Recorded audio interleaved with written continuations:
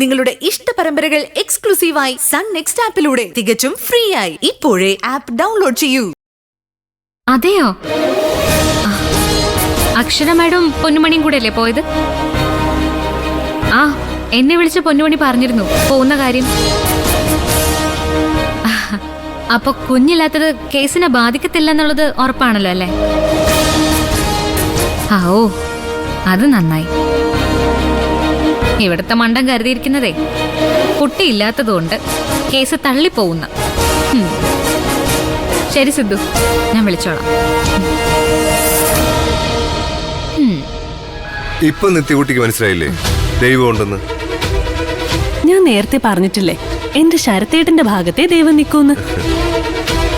സത്യം പറഞ്ഞ ഞാനൊരു യുദ്ധഭൂമിയില. ശത്രുക്കൾക്കെതിരെ ഞാൻ ഒറ്റയ്ക്ക്. ശത്രുക്കൾക്കെതിരെ ഒറ്റയ്ക്ക് നിന്നാലും നന്മയെ വിജയിക്കുള്ളൂ ശരത്തേട്ടാ. കുരുക്ഷേത്ര യുദ്ധം തന്നെ നോക്കിക്കേ. 101 പേരുള്ള കൗരവര്, 5 പേര് മാത്രമുള്ള പാണ്ഡവര്. പക്ഷേ ഭഗവാൻ ശ്രീകൃഷ്ണൻ തേര് തെളിച്ചത് ആരുടെയാ? പാണ്ഡവരുടെ. സത്യത്തിന്റെയും ധർമ്മത്തിന്റെയും കൂടെ ദൈവം നിൽക്കുള്ളൂ. അതുകൊണ്ട് ശരത്തേട്ടൻ ധൈര്യമായിട്ട് നിന്നു. ദൈവം നമ്മുടെ കൂടെ ഉണ്ടാവും. ആ, അത് മാത്രമാ ഇപ്പൊ എന്റെ ഏക പ്രതീക്ഷയും ആശ്വാസവും. എന്താ ഒരു ഗൂഢാലോചന? പല ആലോചനകൾ കാണും. അതൊക്കെ നിങ്ങൾ എന്തിനാ അറിയുന്നത്? അയ്യോ, വെറുതെ ഇങ്ങനെ ആലോചിച്ച കുട്ടി മനപ്പായസം ഉണ്ടെന്ന് പറയാനാ ഞാൻ വന്നത്. എന്താ നിങ്ങൾ പറയുന്നത്? എന്തെങ്കിലും പറയാനുണ്ടെങ്കിൽ മനുഷ്യന് മനസ്സിലാവുന്ന രീതിയിൽ പറയണം. ആ, പറയാലോ. പൊന്നുമണിയുടെ കുഞ്ഞിനെ കാണാതായതുകൊണ്ട് കേസ് തീർന്നു എന്നല്ലേ നിങ്ങൾ കരുതിയിരുന്നത്? നിങ്ങൾക്കിപ്പോ എന്താ വേണ്ടത്? പൊന്നുമണിയുടെ കുഞ്ഞിനെ വേണോ? വേണമെങ്കിൽ പോയി അന്വേഷിച്ച് കണ്ടുപിടിക്ക്. അല്ലാതെ ഞങ്ങളുടെ സ്വസ്ഥത കെടുത്താൻ വരാതെ. നിത്യമോളെ, ഞാനൊന്ന് പറഞ്ഞോട്ടെ. പൊന്നുമണി ഇന്ന് പോയി ചന്ദ്രലേഖ വക്കീലിനെ കണ്ടു. കൂടെ അക്ഷര മാഡം ഉണ്ടായിരുന്നു. അപ്പൊ വക്കീല് പറയാ, നിത്യമോളുടെ ശരത്തേട്ടനെതിരെയുള്ള കേസ് തെളിയിക്കാൻ കുഞ്ഞും കുട്ടിയും പരാതിനോ ഒന്നും വേണ്ടാന്ന്. പൊന്നുമണി അനുഭവിച്ച പീഡനങ്ങൾ മാത്രം മതി. പൊന്നുമണിയെ താമസിപ്പിച്ച ഫ്ലാറ്റ്, അവളെ ഡെലിവറി ടൈമിൽ അഡ്മിറ്റ് ചെയ്ത ഹോസ്പിറ്റല്, അവിടുത്തെ രേഖകള്, ഇതെല്ലാം എടുത്താ മതിയെന്ന്. ആ, അവിടെ ഒരു കയ്യൊപ്പെങ്കിലും ഈ നിൽക്കുന്ന ശരത്തേട്ടൻ ഇട്ടിട്ടുണ്ടായിരിക്കുമല്ലോ. അല്ല, അതൊക്കെ നമുക്ക് തെളിയിക്കാം.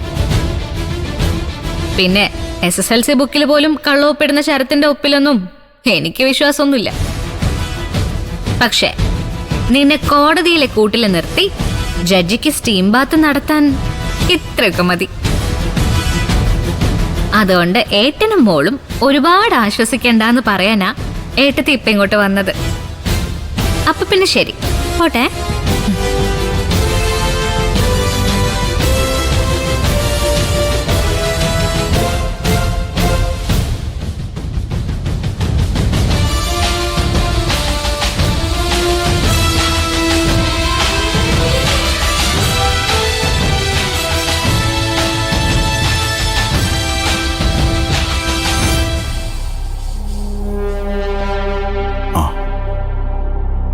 ഞാൻ വിളിച്ചിരുന്നു, നീ എന്താ ഫോൺ എടുക്കാത്തത്?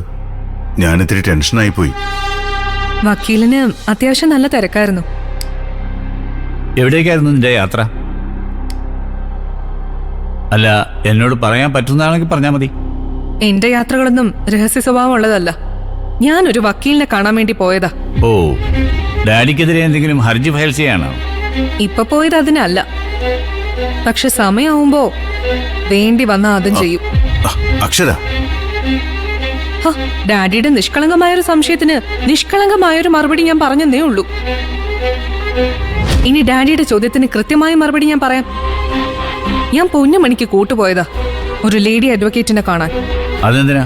പൊന്നുമണിയുടെ കൂടെ പോകാൻ അവളുടെ അച്ഛൻ ശങ്കരനില്ലേ? ശങ്കരമ്മാവും പോയാ അമ്മാവൻ ഈ വക്കീൽ ഓഫീസും കാര്യങ്ങളും നടപടിക്രമങ്ങളും ഒന്നും അറിയില്ല. പിന്നെ ഞാൻ യാത്ര ചെയ്യേണ്ടെന്ന് വെച്ചു. ഞാൻ വേറൊന്നും കൊണ്ട് പറഞ്ഞതല്ല നിരഞ്ജൻ. പൊന്നുമണിയുടെ കുഞ്ഞിനെ സ്വന്തം വീട്ടിൽ നിന്ന് കടത്തിയവന്റെ അടുത്ത ലക്ഷ്യം പൊന്നുമണിയായിരിക്കും. ആയിരിക്കുമെന്നല്ല, അതെ. അപ്പോ ഇവർ 2 പെൺകുട്ടികൾ തനിയെ സഞ്ചരിക്കുമ്പോൾ ഒരുപാട് സൂക്ഷിക്കണം. എന്നെ ആരും ഒന്നും ചെയ്യില്ല. എനിക്കറിയാം എന്നെ സംരക്ഷിക്കാൻ. അഹങ്കാരം കൊണ്ട് കൈ കഴുകുന്ന നിന്നോട് ഇതൊന്നും പറഞ്ഞിട്ട് ഒരു കാര്യമില്ലെന്ന് എനിക്കറിയാം. ഈ കയ്യിലിരിപ്പുകൊണ്ടാണല്ലോ നീ നിന്റെ ജീവിതം തന്നെ തുലച്ചത്. ഞാൻ പറഞ്ഞത് നിരഞ്ജനോടാണ്. നിരഞ്ജന് കാര്യം പറഞ്ഞാൽ മനസ്സിലാവും. മനസ്സിലായില്ലേ നിരഞ്ജൻ? മനസ്സിലായി സർ. അക്ഷര, സാറ് പറഞ്ഞത് ശരിയാണ്. ഒരുപാട് സൂക്ഷിക്കേണ്ട സമയത്തിലൂടെയാണ് നമ്മൾ കടന്നു പോകുന്നത്.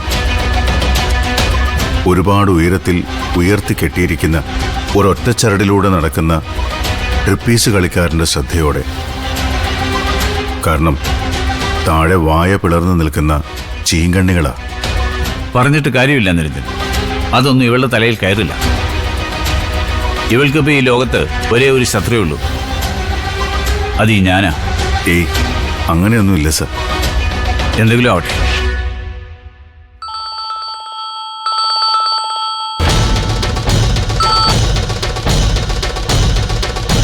ആ സ്വാമി, തിരക്കിയോ? ആ, ഇങ്ങോട്ട് പോരെ, ഞാനിവിടെ ഉണ്ട്.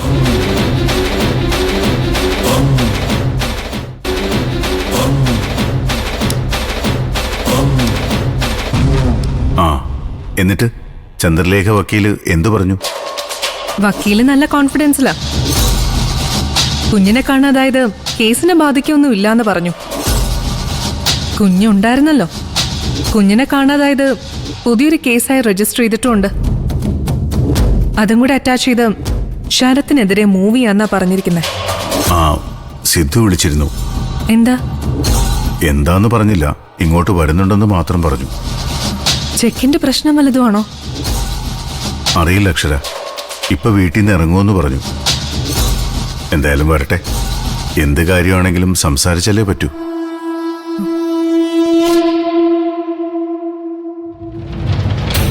എടാ സിദ്ധു, അവിടെ നിന്നേ. നിന്നോടാ പറഞ്ഞ പോവല്ലെന്ന്. എന്താ പ്രേമേ, എന്താ പ്രശ്നം? സിദ്ധു എവിടേക്കായി പോകുന്നേ? അച്ഛൻ പിന്നെ അതൊന്നും അറിയുന്നില്ലല്ലോ. അച്ഛനോട്ട് ചോദിക്കത്തുമില്ല, അവനോട്ട് പറയത്തുമില്ല. ഇവനെ ആ നിരഞ്ജൻ ഡോക്ടറിന്റെ ക്ഷേമം അന്വേഷിക്കാനേ അക്ഷര വീട്ടിലേക്ക് പോകുന്നു. ഇവൻ എന്ത് കാര്യം? ഇവൻ ആരാ? അയാളുടെ അളിയനോ? അച്ഛാ, നിരഞ്ജൻ ഡോക്ടർക്ക് ഒന്ന് കാണണമെന്ന് പറഞ്ഞു. ഒരു അപകടമൊക്കെ പറ്റിയിരിക്കുന്ന ആളല്ലേ. എന്ത് കാര്യത്തിനാ കാണുന്നേ? അയാളുടെ കേസിന്റെ കാര്യത്തിന് ഇറങ്ങി തിരിച്ചിട്ട് നീ ഇപ്പൊ പ്രതിസ്ഥാനത്തേക്ക് വന്നേക്കുന്നുള്ള അവസ്ഥയില. അത് നീ ഓർത്തോ? എന്റെ ചേച്ചി, ഒരു അപകടം പറ്റിയിരിക്കുന്നയാളെ ഞാൻ കണ്ടു എന്ന് കരുതി പോലീസ് പിടിച്ച് തൂക്കിക്കൊല്ലത്തൊന്നുമില്ല. എന്ത് അപകടമാടാ? എന്ത് അപകടം? ഗുണ്ടാ സംഘങ്ങളുടെ കുടിപ്പക. അങ്ങനെയാ പത്രത്തിൽ വന്ന വാർത്ത. അച്ഛനത് ശ്രദ്ധിച്ചായിരുന്നോ? പഴയകാല ജയിൽ പുള്ളികളെ സംരക്ഷിക്കുന്ന ഡോക്ടർക്ക് നേരെ എതിർ സംഘത്തിന്റെ ആക്രമണം. അതായിരുന്നു വാർത്തയുടെ ഉള്ളടക്കം. ഡോക്ടറിന്റെ ഭാര്യയെക്കുറിച്ചും അതിൽ പരാമർശിച്ചിട്ടുണ്ട്. നിന്റെ അക്ഷര മേഡത്തെ കുറിച്ച് ചില പത്രക്കാർ എന്തു എഴുതും. പിന്നെ പത്രക്കാരെ എഴുതിയാണല്ലോ ഭാര്യയും ഭർത്താവും കൊലക്കേസ് പ്രതികളായത്.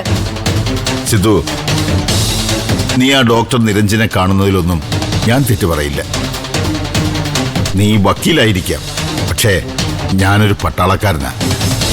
ഒരു ഫോഴ്സിന്റെ ഇന്റലിജൻസ് വ്യാപ്തിയും അവരുടെ രീതിയും നിന്നേക്കാൾ നന്നായി എനിക്കറിയാം. SIT സ്പെഷ്യൽ ഇൻവെസ്റ്റിഗേഷൻ ടീം നിന്നെ ഷാഡോ ചെയ്യുന്നുണ്ട്. അതുകൊണ്ട് അബദ്ധങ്ങളിൽ ചെന്ന് ചാടരുത്. നീ എവിടെ പോകുന്നു, ആരെ കാണുന്നു, എന്ത് സംസാരിക്കുന്നു എന്നൊക്കെ അവരറിയും. ഉറപ്പാ.